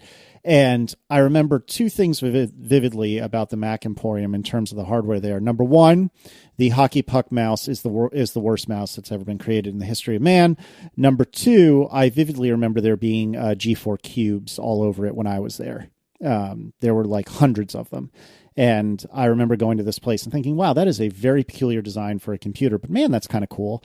And I remember also VNCing into my full tower desktop that I had in my dorm room, and I thought I was the coolest kid in the world because a guy down the hall had shown me what VNC was. And the fact that I could log into my computer from somewhere else, it was mind-blowing. Oh, that was amazing back then. Oh, yeah. You didn't have the X Windows system on your college campus? No. You could run programs on a different computer and have the result displayed on your computer. Like it was a terminal for the X Windows system. We called it an X term. Yeah, I know what you're saying. And actually, I think that the Math Emporium was largely running on some sort of Citrix setup, which is a similar idea. But yeah, I just remember just a sea of G4 cubes. I wonder where I had never seen I'd seen people who had been suckered into buying a lot of various kinds of computers. Not suckered, but, like a computer that later turned out to not be a particular popular model, sort of faded away. Like the one I remember is that Rose-Hulman, which is a small college somewhere that a friend of mine went to. The Next salesman visited Rose-Hulman and convinced them that Next computers were the best thing since sliced bread. And honestly, they were the best thing since sliced bread. So they sold Next computers to Rose-Hulman. They were everywhere. And then Next was not so much into selling hardware pretty shortly after that, which must have felt bad if you were the one in charge of buying hardware for Rose-Hulman. But on the other hand, if you went to Rose-Hulman during that time, everybody got to use like Next Cubes and Next Labs, which was like living in the future, really, because even though it was kind of boring and gray and a lot of the displays were grayscale instead of full color, Next Step was still pretty amazing. That hardware looked awesome. I got a bunch of it in my attic. Our final sponsor tonight is Betterment. Go to betterment.com/ATP. Betterment is investing made better. Now, it's never too late to start saving for retirement or your other financial goals. The financial services industry has embraced technology with the entry of automated investing and robot advisors. Now, Betterment is the largest automated investing service out there. You've probably been hearing a lot about them in TechCrunch, the Wall Street Journal, and other major news outlets. Betterment makes it easier, more straightforward, and less expensive to invest, with way lower fees than what you usually see from financial services. They've built on smarter, cutting-edge technology to bring you sophisticated investing and financial advice, all at a much lower cost than most traditional financial services. More than 150,000 customers choose Betterment's advanced advice algorithms and beautiful user interface to manage over $4 billion of their customer dollars. This is the perfect time to get started with Betterment and to start saving for your retirement or your other financial goals. Now, ATP listeners can get up to 6 months of no fees. Learn how at betterment.com/ATP. Once again, up to 6 months of no fees if you go to betterment.com/ATP. Betterment, investing made better. Doo-doo-doo. I think we found bumper sounds. Why don't we just have all of us make sounds with our mouth, and then Marco will just put them in. It will solve the problem of, like, this is too jarring because I just want to hear your voices. This will be our voices. It won't be a familiar sound in a car or of a modern computer. And it's royalty-free, right? I don't know. I might run a royalty on mine. Yeah, seriously. One of us might change our minds. Now that you're a recording artist, the vocal stylings of Marco Arment. Yeah, does that change the licensing of like how we can use clips? Do I have to go through ASCAP or whatever? Yeah, that's right. That's right. So a few days ago, as we record, actually just a couple days ago, I wrote a post coming to the defense of the Apple Watch. The post was entitled "Poor Apple Watch," and I just feel like lately it's been very trendy to poop all over the Apple Watch. Oh, it's a piece of crap. It's so slow. It's too fat. The software doesn't do anything useful. It's not cool. Look at me. I'm going to get either a mechanical watch or not use a watch at all. And that's fine. You know, if that's fine for you or for Merlin or for Marco, that's fine. Do what you got to do. But I feel like nobody was coming to the defense of the Apple Watch. And so I thought, you know what? I will come to the defense of the Apple Watch. And I just wrote a post saying that, you know what? I like my watch, and it is fat, and it is slow, and the apps are pretty much entirely useless. But for me, that's okay. I still like having the smart features of my smartwatch on my wrist. I think a lot of this may come from the fact that I leave the house to go to work, and I'm not saying that to be snarky or smug. I'm saying that genuinely, that I have appointments and meetings and things that happen throughout my day, obligations throughout my day that have to happen at certain times. And so having my next calendar appointment on my watch face is very convenient. Additionally, I don't get to leave the building at work and occasionally the house if Declan's awake. I don't get to leave where I am whenever I want, just on a lark. And so having the temperature on my watch face is really nice. And on top of that, I like having the activity rings, particularly the stand ring, because as we all know, I happen to be a blue ring stud. So yes, there's a lot to dislike about the Apple Watch, full stop. I completely agree. The apps are useless. I never use them. I really never use glances for the most part. I wish we had custom watch faces. I would love to be able to do more with complications, either have more of them on the screen or maybe have them be more intelligent somehow. I'm not even sure how. But all in all, I still really like my Apple Watch. And I'm looking around and I'm starting to feel like I'm the only one. John, are you wearing yours? No, we talked about this a while ago, but yeah, I bailed on using it mostly because I found myself going through entire days without having any meaningful interaction with it, including checking it for the time, which is not a habit I had. And I'm not a watch wearer, and it annoys me to have a thing on my wrist. So I have built-in negatives in that anything you put on my wrist has to overcome my aversion to ever having anything on my wrist ever. And I don't have any habits built in for watches, so I needed a positive to offset that. And when the positives evaporated, I stopped wearing it.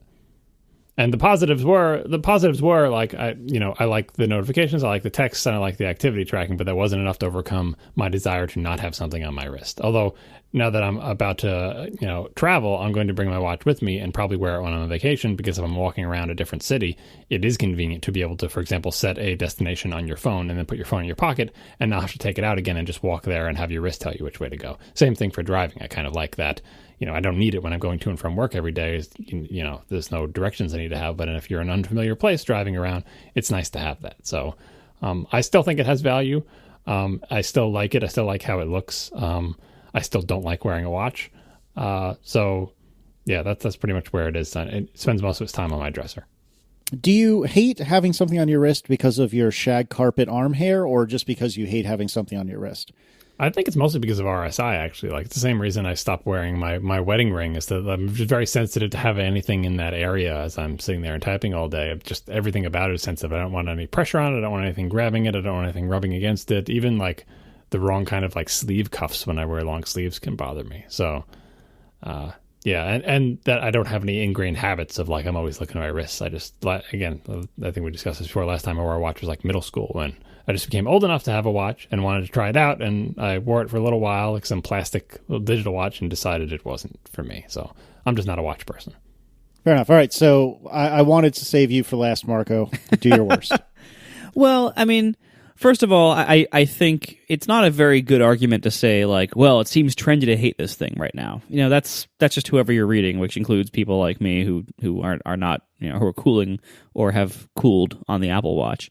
Mm-hmm. I think what we're seeing here, I mean, there's a number of factors here. I don't question the Apple Watch's utility for a lot of people.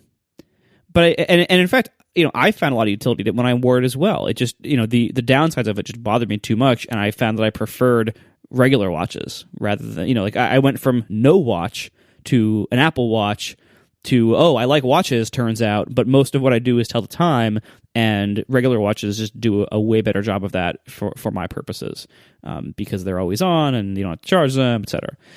What I found that, I think if you look kind of like globally, if you step back from, what any individual's personal needs are and personal opinions about the Apple Watch are, I think you can step back and you can see this product as really a really mixed bag as a 1.0 product. And there's a few things that exacerbate this. One of which is that it's going more than a year as a 1.0. And as we talked about this before, so I don't want to go too far into it, but like, it's looking like we're not going to get a good successor to it for, at least now, which is now is like a year after it came out. We're at least not getting it now. We might not even get it until the summer or the fall or even next spring. We don't actually know when there's going to be, second generation, and where the second generation will be very good or, very much of an improvement in the areas that any person thinks that it needs it. So we are still judging this thing on generation 1, but generation 1 is not only longer than these things usually are. Usually they're a year or less. So it's not only being a long generation 1, but also I feel like the generation 1 hardware and software were both pretty mediocre on the scale of like various Apple first gen products. Certainly not every Apple first gen product is a great product or is a huge hit, but I think as they go, especially in recent years, as they go, I think the watch has been a pretty mediocre one, in terms of like bugs, performance, limitations, things like that. What we're finding with Apple, I've talked before about this issue with like the low-hanging fruit has all been picked everywhere, and so what we have now is like the kind of baseline products, the Macs, the iPhones, to most of a degree, the iPads. These things are mature. The innovation on them has slowed, but they're pretty awesome. They have, they have great performance. They have great physical characteristics, a great balance between like size and weight and battery life for the most part. Very few exceptions. These are all very mature products. But Apple is a company that depends on trying to sell its customers more devices and trying to sell devices to more customers. So it is Apple's job as a hardware maker to just try stuff in the market, to say, hey, everybody has a phone. A lot of people have computers. Most people have computers. Does everybody also need a tablet? Let's try. Does everybody also need a watch? Let's try. Does everybody also need a TV box? Let's try. That is their job. But all these mature things that are like the core of things, basically the computers and the phones and maybe the tablets, that covers most people's needs. So we are accustomed to judging Apple and their products based on those products, those core products, mostly the computer and the phone, which is like, yeah, sure, almost everyone could use those. And so it's easy to look at that and say, well, if Apple makes a computer or a phone that sucks for me, then that kind of sucks for everybody. And why do they do it? And whether that's true or not, it's easy for people to look at it that way. With the watch, I feel like we went into it with that kind of expectation, and a lot of people bought it based on that expectation of like, it's a new high-profile Apple product line. Of course, it's going to be for me. Of course, it's going to be for everybody, and of course, it's going to be good. And I think what we're seeing is it's hard to find new things that are for everybody in technology, new things that are going to be potentially as big as phones or computers or tablets or anything else. These are hard problems. And the watch, because of the incredibly strong demands, the conflicting demands of that kind of product, you have severe size constraints, severe power constraints. It's really severe cost constraints. It's just very hard to get a good smartwatch product on the market. It's just really hard to do. And I think what we're seeing is this is an Apple product that we thought was going to be for everybody, but just isn't. It's just not. It's just like you can look at any kind of watch, and you can no kind of watch is for everybody. Not even Rolex or Omega people. Sorry, not every watch is for everybody. And the Apple Watch has not replaced all watches and has not replaced everybody's phones or anything like that, and never will. It is a product that is going to work for some people, but it's not a home run for everybody, or even the people who it works for. It's not even a home run necessarily for them. It's just decent, maybe, but it's hard to make new stuff that is going to be really great anymore, because so much of it's already been made and has already matured in these areas, and the areas of technology and things like this that people are working on in this industry. So I don't think it's bad to say the Apple Watch isn't for me, and I don't think it's a sign that the watch has failed to if a lot of people think it's not for them. But I also think that the watch as a 1.0 product was really done with a lot of mediocrity, and it is not unfair to criticize that. These are real shortcomings. It has real problems, real shortcomings, really real design question marks and missed opportunities and weird choices that they made. And all of this will probably be fixed over time. I hope it is. And maybe someday I'll go back to it as a product that I use on a regular basis, because there are things about it that I do miss. Like I think I mostly miss it while driving. That's like, to have like the quick glance of like, why did my phone just vibrate in my pocket while I'm driving? Which is probably unsafe, and I probably shouldn't even look at the watch, but that is when I miss it. And so overall, though, I think, again, these are hard problems, and we are in an era now where the new things that Apple makes are not going to be guaranteed to be mass market, and that's probably okay. I think the watch was a good bet for mass market, though, because wearables have a much broader appeal than computing devices, because many more people spend more time wearing things during the day than they spend using computers. I'm not saying everybody's a watch wearer, but just wearables as a category. Like, if you had to pick a category of areas that Apple should get into, they're kind of on the cusp of like, well, we mostly do computery things, and we're getting to the point where you can have a computery thing that's part of clothing or jewelry in some way. Does that mean glasses like Google was doing? Does it mean watches? Does it mean like a little fitness turd like Fitbit is doing or something else?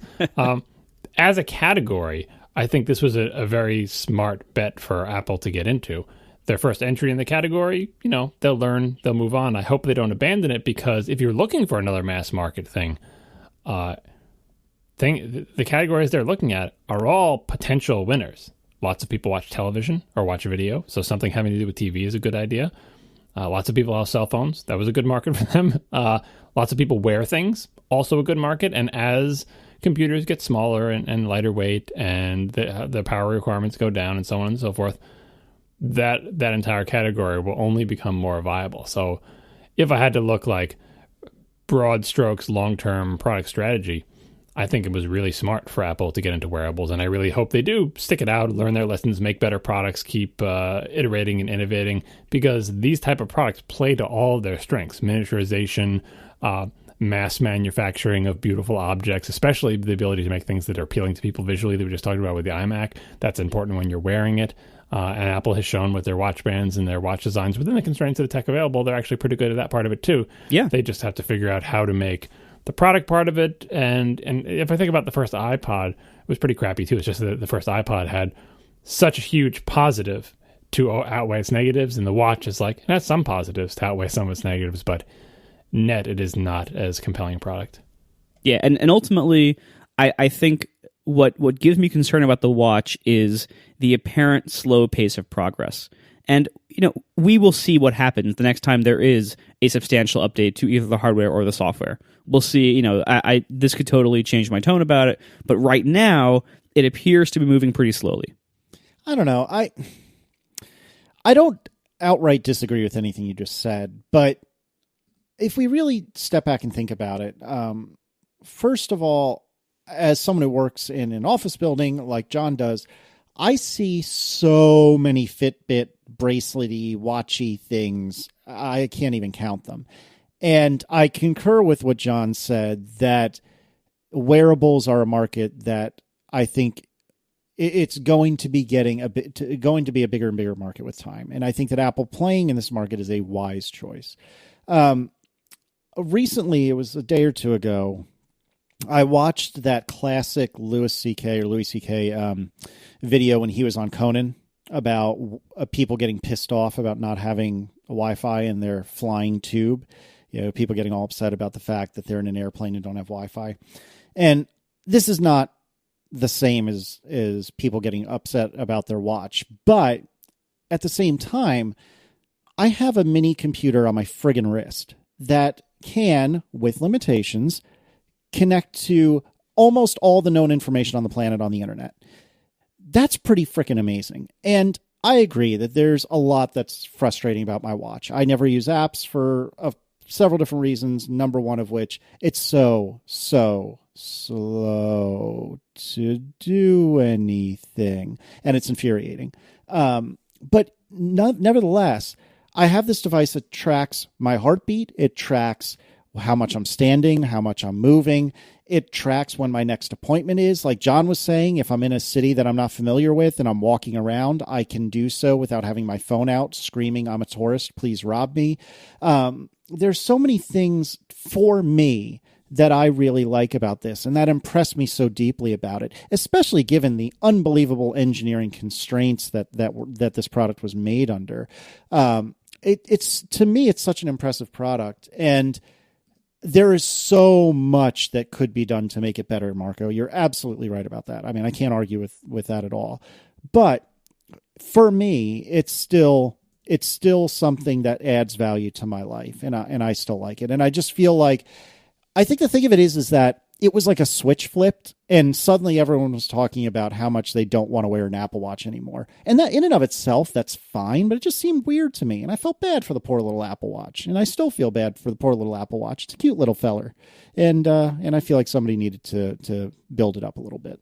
I don't know enough people who are not tech nerds who have an Apple Watch know how it's playing in the non-tech nerd crowd, because obviously we're all talking to other tech nerds and they're the ones writing things about how they're not using their watch and whatever. And yeah, it did kind of all come together because I think people slowly stopped wearing them, And then the people who needed to tell the world that they slowly stopped wearing them had to write stories about it. And then other people saw those stories and it felt safe that they could now admit that they slowly stopped wearing them, which is fine. Like, that's how the press cycle goes. But it's still all within just these sort of tech nerd circles. And I'm sure the watch is selling outside tech nerd circles. You can tell by the huge spike in sales that they seem to have from everything we're able to understand from Apple's closely guarded secrets about how many watches they're selling exactly during the holidays. Because tech nerds don't save their spending for the holidays. They buy it as soon as it's released. No, I've actually, anecdotally, I've seen, since the holidays, I've seen a lot more Apple Watches in the real world, oftentimes on non-geeks, or at least people whose geek status is unknown to me. Yeah, but that's what I'm saying. They must be selling them. It's just I don't know those people. So I can't sort of get a read on, like, none of my family or friends who are not tech nerds have an Apple Watch. So I would love to know what regular people think of the Apple Watch. It's just still kind of unknown to us. Surely Apple knows because it's their job to know. I can imagine regular people not being as picky about it, but also not becoming eternally addicted to it like they were once you started selling iPods to regular people. Once it wasn't a $400 accessory that only worked with Macs, like once you had the Mini and stuff, people love their iPods, man. They love them. Like, do people love their Apple Watch, or do they say it's pretty cool and it was a good Christmas present that I got? But I don't know if they are so incredibly in love with it as they were with their smartphones or their iPods or whatever. So we'll see next Christmas and how they iterate on this. I'm entirely open to the idea that Apple can try other kinds of wearables, whether it's a fitness turd or an earring or a ring or something involving glasses. And there was discussion on Twitter today about Apple. Cable Sasser of Panic was disappointed that Apple wasn't anywhere on the radar when it came to VR. And if you wanted to do VR, you had to basically build a PC because no Mac, we already discussed this, no Mac you can buy is viable for it, which isn't entirely true because the Mac is technically capable of doing a VR experience, but the current VR products, the pioneers of the VR industry are either, you need a game console or you need a PC. And no matter what Mac you have, forget it. And so Cable was concerned that Apple was missing out on this, that they are watching this one go by. And again, we've talked many times about the supposed rumored VR things that Apple is surely toying with internally, but as far as I'm aware, there's no credible rumors about Apple fielding any products in that area. I think they should be experimenting with it, and same thing with wearables. I think they should be experimenting with everything having to do with wearables, not just watches. And some feedback we got recently was like, you guys say that Apple is spread too thin, but on the other hand, you're always saying Apple has to be checking out everything. There's a difference between fielding a product at a platform or investigating it. Like, Apple's job is to try everything, to see, not in the market, but like try it out internally. Make sure someone is working on VR. Make sure someone's working on this, that. Maybe not cars, right? But everything that's close to their industry. Don't let it catch you by surprise, and then figure out of all those things, is this some place where we can sell a good product? Can we make a significant contribution to this market? How big is the potential market? Like, that's what they should be doing internally. What you can't do is actually say, we need to be in every single market like Microsoft in the 90s. We need to make, if there's a technological thing that can run software, we need to make one of them, and we need to sell it as a product, and we need to support it forever, because then you just end up with too much crap. So it's being spread too thin is when you do more than you can do externally, and then doing due diligence internally is saying, we need to be looking at everything. We need to not be caught by surprise. We need to, at the very least, be making an internal determination of, it's not time for us to enter that market, but we'll continue to looking, because it's so much cheaper to just continue to investigate internally. It gets really expensive once you say, and we're going to make a product. That's one of the rumors about the car, by the way, is someone inside decided we can innovate in the car space, whether it's with electric cars or self-driving cars or whatever they're going to do, right?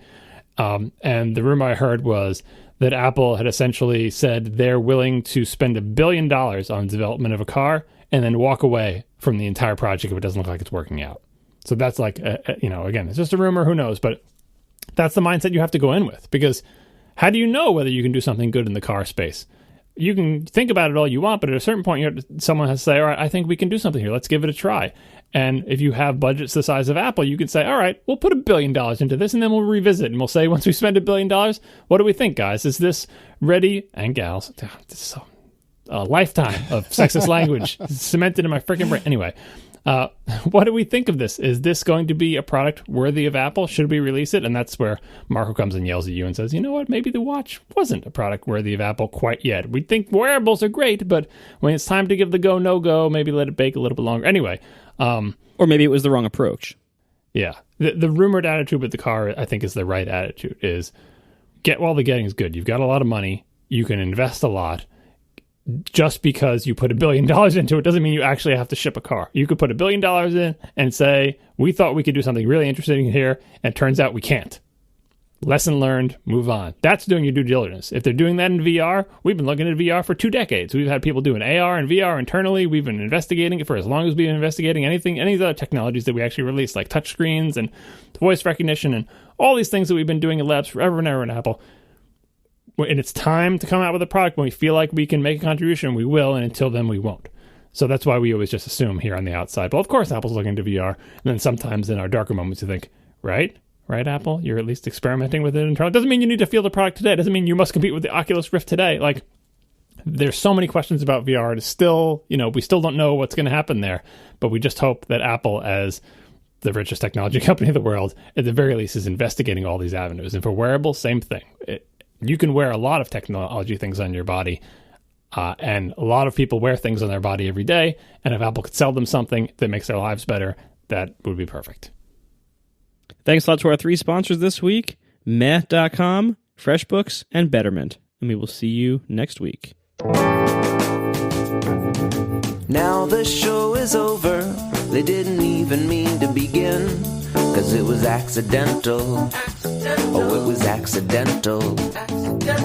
John didn't do any research. Marco and Casey wouldn't let him, 'cause it was accidental. Oh, it was accidental. And you can find the show notes at atp.fm. And if you're into Twitter, you can follow them at CASEYLISS.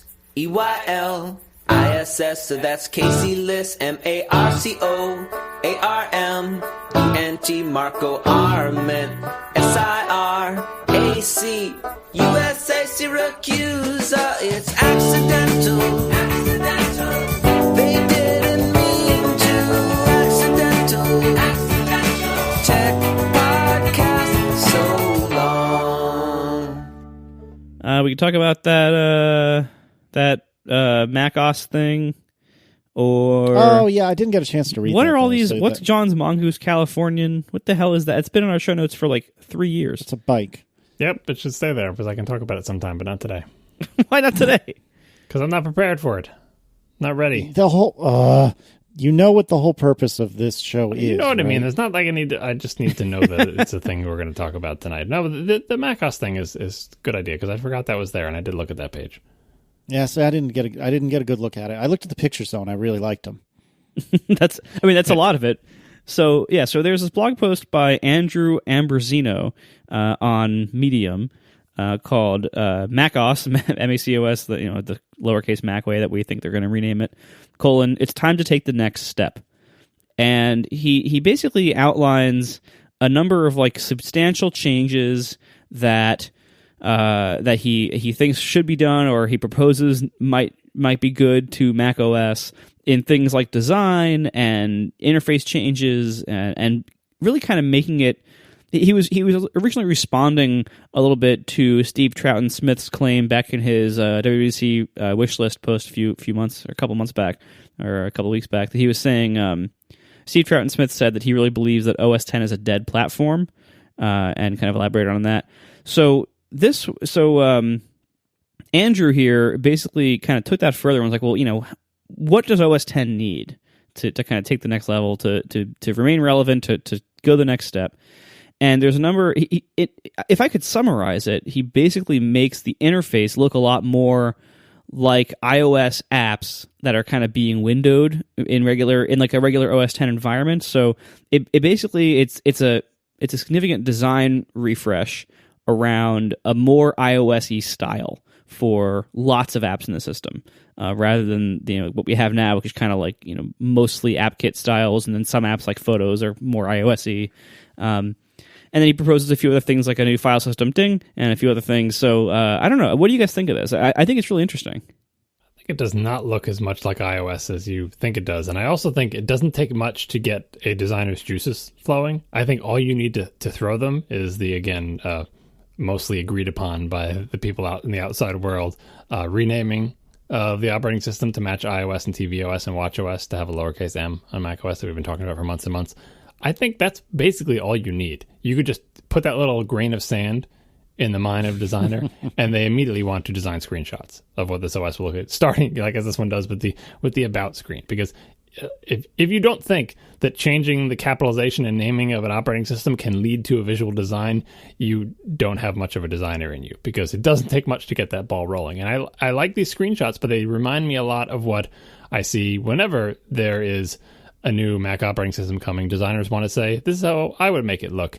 And I have to say that most of them, I feel like, are doing a surface treatment. They are reskinning without rethinking any of the paradigms, because they have a dock on the bottom, a menu bar on the top. They have windows with Windows widgets and toolbars and search fields and sidebars and master detail views and table views and scrolling lists of thumbnails. And it's like, that's not rethinking anything. That's exactly what the Mac operating system is now and what it has been for years and years. And just because on your video player you put a big circle, kind of like there is on the iPhone camera, does not change the interface of dealing with video on the Mac at all. Like, a real paradigm shift would be away from some aspect that has defined the Mac and the basic desktop GUI operating system, whether that's, in the modern era, the dock, but really just movable, resizable windows with widgets and toolbars and a menu bar on the top of the screen, like when you come down to it. And I'm not saying that needs to change, but anybody who's like, we need to have a rethink of the Mac because it is stagnating, and then they show a reskin type of thing, there seems to be a disagreement between the spirit of the text and the actuality of the images. Even though I'm sure these images are exciting to the person who drew them, and they do look kind of cool, even if they do look a little bit like the current look and feel of the system, maybe just dressed up a little bit. If your pitch is in the text that needs a radical rethink, then the screenshot should be a radical rethink, and I don't think these are. On the other hand, if your pitch is, as we talked about in the past shows, that the Mac should be take advantage of its maturity and just decrease the number of bugs and increase performance and stability over and over again until it is just like rock solid, super responsive, like a game console in the olden days when there was no such thing as frame rate drops, and just everything happens because the screen can handle 8 sprites on the screen at the time, and they're always perfect, and there's never any drop in frame rate, and everything is perfectly responsive and stable, and the thing never crashes because you can't do a software update because it's on a cartridge and nothing's ever going to change. Anyway, I'm not that it has to be a nostalgic type of thing, but like that is another route you can go with the Mac. Not going to radically rethink it, make it the best version of the current Mac operating system that it could possibly be. As in the same paradigm, resizable windows, scroll bars, window widgets, menu bars. That is a powerful paradigm that has lasted us a long time, and you can do amazing things with it, and there's nothing really particularly broken about it for the current customers of the Mac. Plenty of things broken out for the mass market who would much rather use their smartphones. But again, setting that aside for now, if you're going to take the Mac on face value for what it is, who wouldn't love a Mac that reacted to your input faster, that did everything faster, that never crashed, that never stalled, that never did anything weird? Can you do that? It's easier to do that if you say that's all we're going to do with this thing. We're not going to try to come up with big important features every single time. We're going to say, if there's a big important feature crying out to be implemented, by all means we'll implement it. But if there's not, we will not feel ashamed to spend an entire year just polishing the hell out of the Mac operating system.